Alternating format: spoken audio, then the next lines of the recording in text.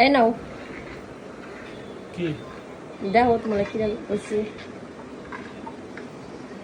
রান্না সুন্দর অনেকদিন পরে রান্না করছি।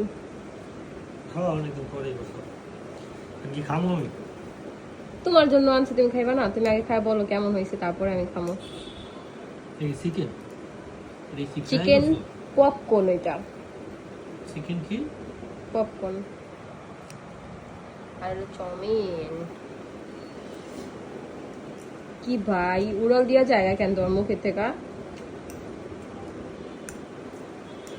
সেজেস্টি হুম,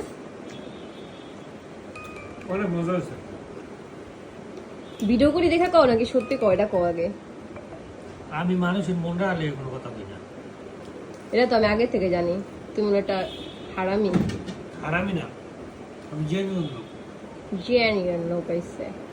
বউ খাও খাও খাও, তুমি এত কষ্ট করে রান্না করছি। খাও খাও।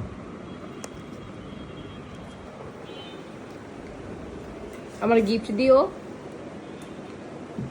ঠিক আছে তুমি যে এত মজা করে তোমার খাওয়াইতেছি, তুমি যে খাইতেই আসো কথাই কইতে পারো না খাওয়ানোর ঠেলায়।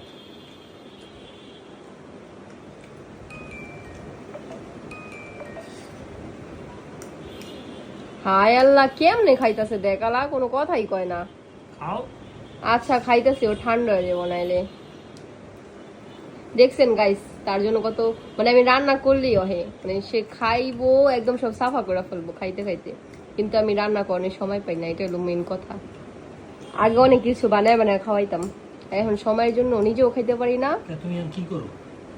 আমি কি করি এটা তুমি ভালো করেই জানো, আমি একটা বিজনেস ওম্যান, ঠিক আছে? আমার সাথে তুমি তুলনা দিতে পারো না। কি ম্যান?